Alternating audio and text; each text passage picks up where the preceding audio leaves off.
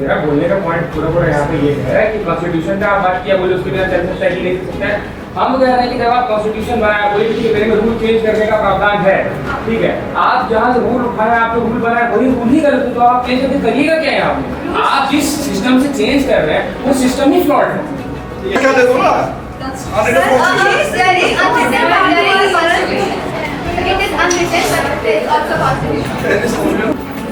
आप इस अनरिटन किताब की बात कर रहे हैं ना, ये उसी के सपोर्ट में आए हैं। ये एक अनरिटन बात, ये तो आप बोल रहे हैं ना।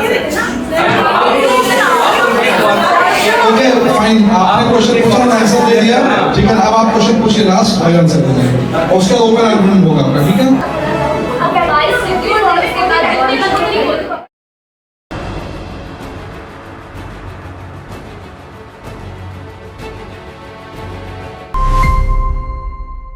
सिर्फ कॉन्स्टिट्यूशन सिस्टम जो इंडिया में फ़िलहाल है, अभी है, बस उसी में पॉसिबल ही है कि जुडिशरी अगर कुछ गलत कर रही है तो हम उसके सवाल उठा सकें।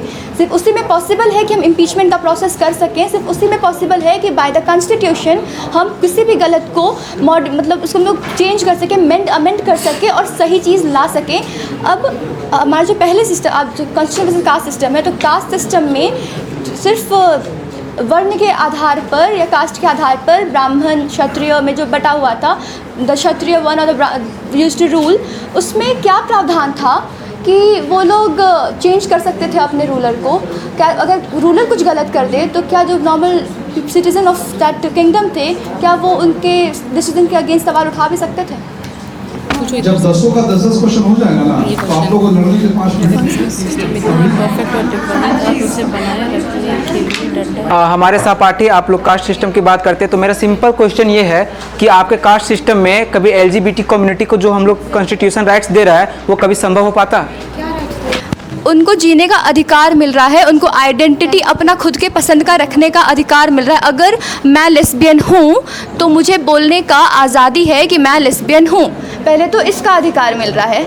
दूसरी बात, LGBT कम्युनिटी को आर्टिकल हम लोग 377 को हटा करके उन्हें लिव इन का भी अधिकार दिए हैं। तो ऐसे अधिकार की बात कर रहे हैं, क्या वो कभी प्रीवियस सिस्टम में पॉसिबल था?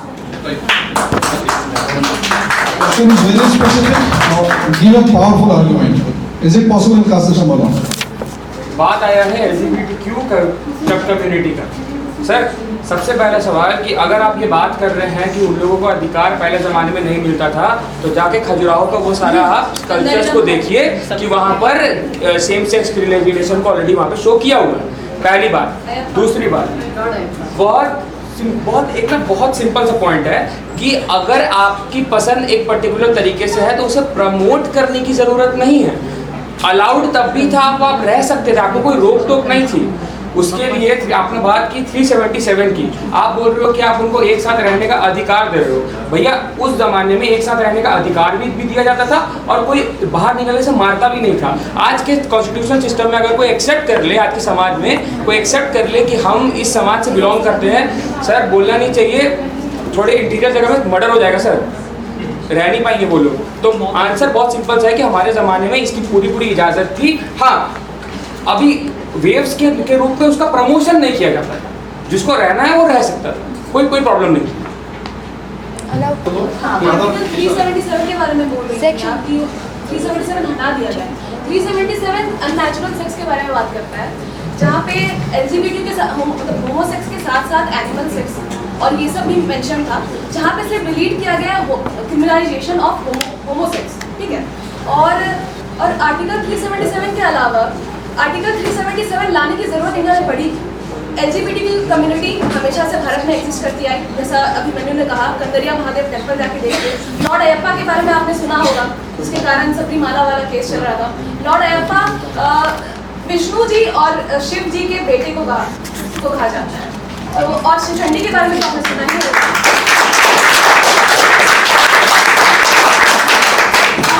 वर्ल्ड में बस का इतना इंक्लूसिव सोसाइटी था कि LGBT कम्युनिटी को कोई आर्टिकल 377 की जरूरत नहीं थी।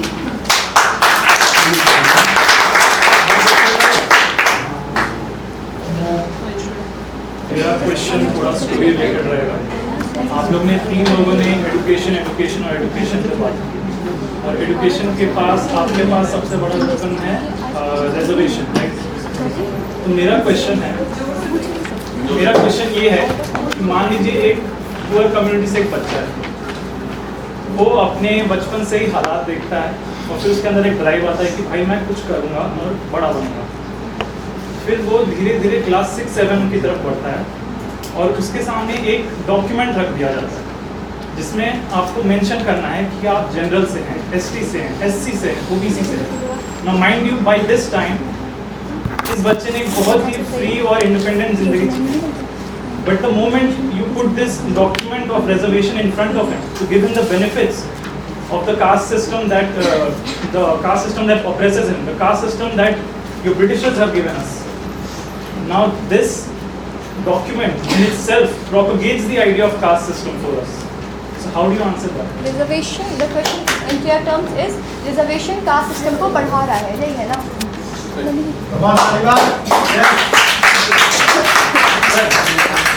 सवाल है कि आपकी कास्ट सिस्टम की रियलिटी से जो एसटी, एससी, ओबीसी और जनरल का जो आपने कागज दिया, आप उसको कैसे जस्टिफाई करते हो? And then there is the question. I will answer. Context बताते हैं बस। राइट, सो आपका कहना है कि जनरल कैटेगरी को हम लोग, मतलब general category OBC, SC, ST, जब भी कोई फॉर्म भरना हो या फिर कोई भी एग्जामिनेशन हो तो हम लोग ये स्पेसिफाई करवाते हैं कि आप कौन सा कैटेगरी से हैं। तो 2 लाइन में पहले तो हम आप इस सवाल का जवाब देंगे, 2 लाइन में फिर इसको एक्सप्लेन करेंगे कि आपने जिसे धिक्कारा था, जिन्हें आपने धिक्कारा था हमने उन्हें मौका दिया है, जिन्हें आपने धिक्कारा था हमने उन्हें मौका दिया है। जो एससी, एसटी और ओबीसी के कैटेगरी के लोग हैं, हम उन्हें लेवल प्लेइंग फील्ड पे लेके आ रहे हैं, उन्हें कोई अबीजमेंट नहीं कर रहे हैं, उन्हें एक लेवल प्लेइंग फील्ड पे लेके आ रहे हैं। उसके बाद रियल कॉम्पिटिशन स्टार्ट करेंगे।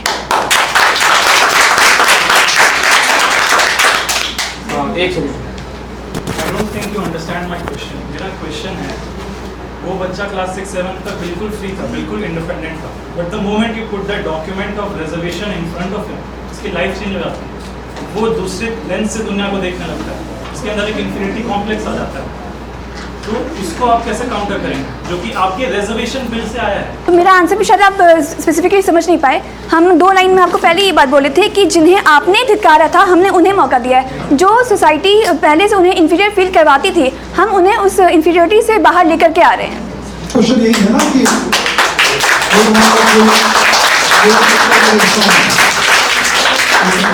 कोई एक XYZ लड़का है, रोहित नाम का एक लड़का है, he doesn't know what his identity is, right? And one find a question says that you are from other backward classes. So doesn't that feel a feeling of inferiority complex in that person? That's the question. Yes. तो उसके वही क्या कि नहीं वो ऐसा complex नहीं feel करेगा, उल्टा उसको और मेन इस सोसाइटी में लाने में मदद करता है। क्वेश्चन यही आर्गुमेंट है। वही लेवल प्लेइंग फील्ड। सर वो डॉक्यूमेंट उस बच्चे को इक्वालिटी ऑफ अपॉर्चुनिटी दे रहा है, बट एट दिस वो डॉक्यूमेंट उस बच्चे को इक्वालिटी ऑफ अपॉर्चुनिटी दे रहा है, but at the same time उसको एक अलग लेंस भी दे रहा है जिससे वो देख रहा है दुनिया को, in which he measures everything in hierarchies. Are you understanding कि ये जो आइडिया ऑफ हायरार्की है ये आपके डॉक्यूमेंट से ही आया है? हाँ, और जो रियलिटी हम लोग का है वो उसमें ऐसी चीज़ एग्जिस्ट ही नहीं करती। कास्ट बेसिस डिस्क्रिमिनेशन की बात कर रहे हैं। ये डिस्क्रिमिनेशन पहले से आपके कास्ट सिस्टम में थी, जिसे कॉन्स्टिट्यूशन सिस्टम सही करने की कोशिश करिए। हम बार बार यही सेम वर्ड बोल रहे हैं, इसे लेवल प्लेइंग फील्ड पे लाने की कोशिश करिए। ये डिस्क्रिमिनेशन आपके खुद के टाइम पे कास्ट सिस्टम में था और आज कॉन्स्टिट्यूशन सभी को इक्वल राइट दे रहा है। हमारे कास्ट सिस्टम में No right. That's correct.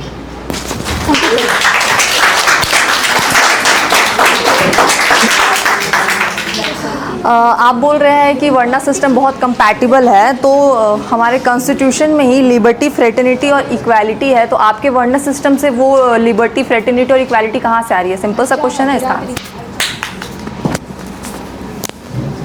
Word system से 3 words liberty, fraternity and equality. ठीक है भाई, सर मेरे पास और भी लोग हैं जवाब देने के लिए। नहीं sir, what ever you decide, let them answer, it's fine. मैंने कहा कि जो टीम का लीडर है वो डिसाइड करे किसको आंसर देना है। अगर वो टीम लीडर को आंसर देना चाह रहा है तो आंसर देगा। ठीक है, we are okay with it. Team है ना, टीम लीडर पार्लियामेंट में क्या है, जो लीडर ऑफ द हाउस होता है वो डिसाइड करता है किसको बोलने देना है। अगर वो खुद चाहेगा तो भी बोलेगा। टीम लीडर हमेशा आंसर देगा, तो वो अच्छा लीडर तो नहीं है। लेकिन अगर वो ऐसा है तो क्या कर सकते हैं?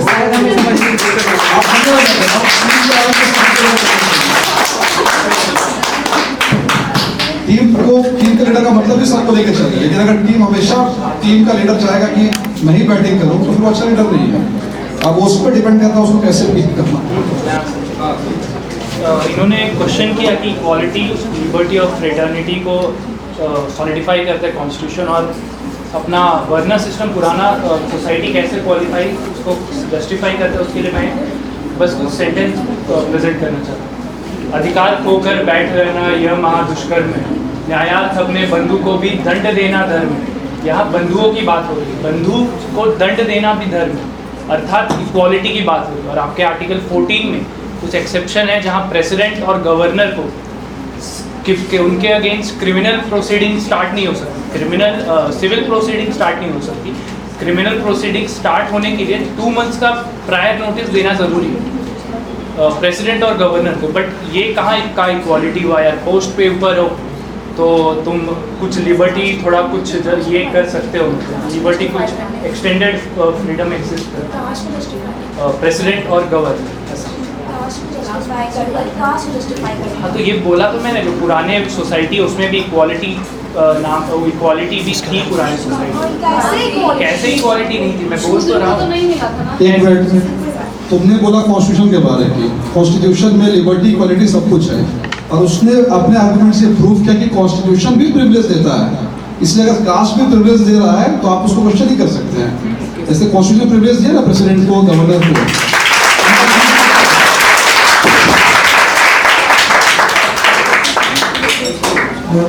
सबसे पहले तो मैं अपने क्वेश्चन के लिए पहले थोड़ा सा कॉन्टेक्स्ट देना चाहूँगा। मैं लिमिटेशंस की बात कर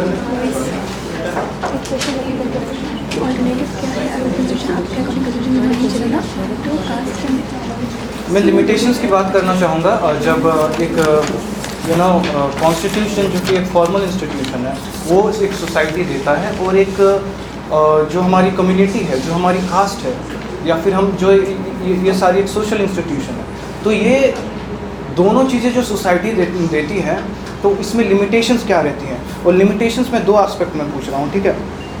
तो सबसे पहला है कि कॉन्स्टिट्यूशन हमें ड्यूटीज़ देती है, there are 11 fundamental duties in our constitution. लेकिन मैं ये पूछना चाहता हूँ कि वो कितनी इफेक्टिवली यूज़ होती हैं, क्योंकि यदि हम देखें उसमें मेंशन है कि हमें अपने एनवायरनमेंट को कंजर्व करके रखना है, हमें फ्लोरा फौना एनिमल्स को ये करना है। DPSPP में भी ये मेंशन है कि हम लोग बैन करेंगे एनिमल्स के स्लॉटर में। लेकिन ये कितने अच्छे तरीके से होती है फॉलो, क्योंकि इंडिया अभी AQI इंडेक्स के हिसाब से 2nd मोस्ट पोल्यूटेड कंट्री है। इंडिया में 257 से ज़्यादा जो रिवर्स हैं वो पोल्यूटेड है। इसके अलावा जो हम बात कर लें एनिमल के स्लॉटर को, वो भी पूरी तरीके से नहीं रुका है। और यहीं पर जब हम बात करते हैं किसी कम्युनिटी को लेकर, जब कम्युनिटी एक ड्यूटीज़ देती हैं, लाइक मैं एज अ सोशल इंस्टीट्यूशन, पहले मैं इस्लाम पे जाना चाहूँगा।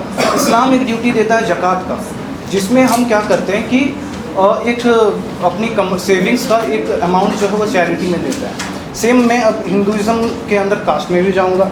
हमारे बिश्नोई कम्युनिटी हैं जो कि एनिमल्स की प्रिजर्व करते हैं, उनकी प्रोटेक्शन करते हैं, फॉरेस्ट की करते हैं। इसके अलावा यदि आप देखोगे बुद्धिज़्म में, जैनिज़्म में, या फिर आप इसके अंदर भी यदि आप देखोगे क्या बोलते हैं हिंदुज़्म के अंदर, तो फिर ऐसी कास्ट हैं जो कि वेजिटेरियन है, जैसे कि। तो मैं ये कह रहा हूँ कि जब एक सैविस्ट ये कहता है कि मैं एक जानवर को नहीं मारूंगा, तो ये फॉलो हो रहा है। जब कॉन्स्टिट्यूशन आपको ये ड्यूटी दे रहा है तो फिर नहीं हो रहा है। जब एक बिश्नोई ये कहता है कि मुझे ये इस एनिमल को प्रोटेक्ट करके रखना है, मुझे जंगल को करना है, तो हम करते हैं। हम जब वाइल्ड लाइफ हम लोग जंगल को, फ्लोरा फौना को कंजर्व करने के लिए वाइल्ड लाइफ फॉरेस्ट एक्ट ये सब वगैरह वगैरह है, लेकिन वहाँ पे हम लोग बस एक प्रोटेक्ट करने की बात करते हैं। लेकिन जब एक कम्युनिटी आपको एक ड्यूटी देती है तब आप उसके लिए मोटिवेट होते हो, ना कि आप उससे पीछे, मतलब आपको ये हो रहा होता है कि मुझे वो करना है। और इसी के अलावा इसके साथ मैं और एक क्वेश्चन को मतलब ऐड ऑन करना चाहूँगा, जिसमें मैंने ये पूछा कि जो एक सोशल इंस्टीट्यूशन है वो ज़्यादा इफेक्टिवली ड्यूटीज़ को फॉलो करवाती है compare to a formal institution like constitution. And इसके साथ मेरा और एक क्वेश्चन है, दोनों साथ मिलेंगे, ठीक है।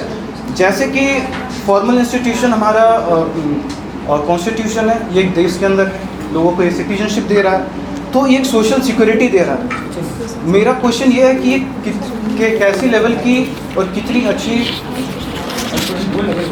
कितनी कोर आइडेंटिटी दे रहा है, क्योंकि आज पाकिस्तान अलग हो चुका है हम लोग से। आज पाकिस्तान ये नहीं कहता है कि हम इंडियंस हैं, दे हैव डिफरेंट कॉन्स्टिट्यूशन ना, बट उनकी जो कल्चरल आइडेंटिटी है वो अभी तक सेम है। सॉरी, क्वेश्चन बहुत सिंपल सा है कि जब एक कम्युनिटी एक नियम को बनाती है तो उस नियम का पालन बहुत सख्ती से किया जाता है, whereas अगर वही नियम को कॉन्स्टिट्यूशन वे में अगर इम्पोज करने की कोशिश की जाती है तो उस नियम का पालन नहीं हो रहा है। सिंपल सा जवाब है, आप इसको कैसे काउंटर करें? कॉन्स्टिट्यूशन जो है इंडिया का वो सिटीजन के लिए बना है, और सिटीजन का हक है उस पर। सीधी भाषा में बोले तो जो राइट्स है वो ज़्यादा इम्पोर्टेंट है दैन द ड्यूटीज। डेमोक्रेसी में जो सिटीजन्स हैं वो ऊपर है than any other rule book और एनी अदर थिंग, मतलब एनी अदर लॉ। तो इस वजह से लोगों का राइट ज़्यादा इम्पोर्टेंट है दैन ड्यूटीज। अब उन्होंने जो सवाल पूछा था कि जो एनवायरमेंट है या एनिमल किलिंग है वो क्यों नहीं इम्पॉसिबल है मतलब हम लोगों पे, ऑब्वियसली कॉन्स्टिट्यूशन हम लोगों को बाइंड नहीं कर सकता हर चीज़ करने के लिए, क्योंकि we are above everything in a democracy in the constitution system. और दूसरा बात जो इन लोगों ने कहा था Bishnoi community and other community, ma'am ने अभी बताया कि आर्टिकल 29 एंड 30 जो हम लोगों को रिलीजियस और लिंग्विस्टिक माइनॉरिटीज को परफॉर्म करने का पावर देता है, राइट देता है, कॉन्स्टिट्यूशन दे रहा है। आप कोई भी माइनॉरिटी को आप अपने अकॉर्डिंग अब उनके कल्चर को फॉलो कर सकते हैं। कॉन्स्टिट्यूशन ही तो इस चीज़ को इम्प्लीमेंट करा रहा है। बिना संविधान के आप इस देश को जो कि इतने सारे ग्रुप्स में बटा हुआ है किससे चलाएंगे? मनुस्मृति से चलाएंगे, सरिया से चलाएंगे, या किसी और ग्रंथ से चलाएंगे? अगर कॉन्स्टिट्यूशन नहीं रहेगा तो इस देश में से 140 करोड़ की जनता है वो कैसे चलेगी? क्या सबके लिए अलग अलग लॉ लेकर आएंगे?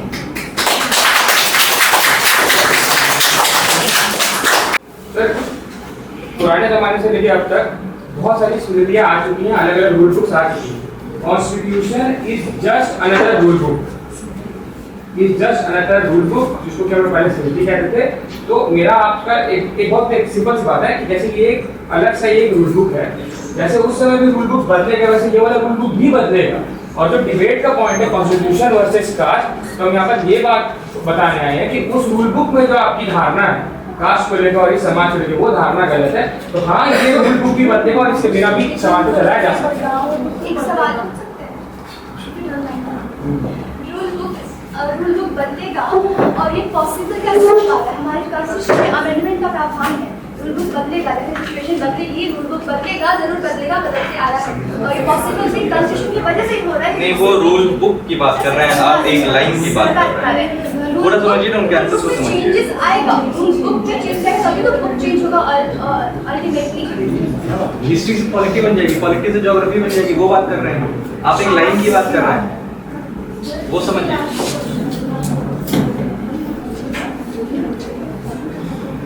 अरे कुछ एग्जांपल्स हो, कोई ऐसा कंट्री है मेरा क्वेश्चन पे चल रहा है? सर आप कंट्री के नाम पे जब मेरा ही देश है कोई ना कंट्री एग्जांपल आपका कंट्री है, हम आपसे एग्जांपल देंगे ना। रिटर्न क्या दे दो ना?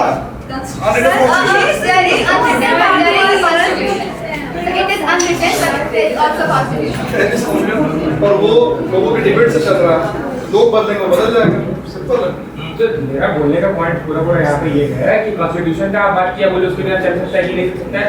हम कह रहे हैं कि जब आप कॉन्स्टिट्यूशन बनाया, बोले कि मेरे में रूल चेंज करने का प्रावधान है, ठीक है, आप जहाँ से रूल उठाए, आप रूल बनाए वही रूल ही गलत है, तो आप चेंज करके करिएगा क्या यहाँ पे?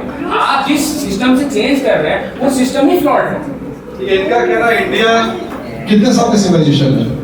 75 अभी इंडिपेंडेंस पे सिविलाइजेशन बहुत बड़ा है ना, उसमें कॉन्स्टिट्यूशन का कितना बड़ा टर्म है? 76-77 ईयर्स है, वही उसका आर्गुमेंट है, मेरा नहीं है।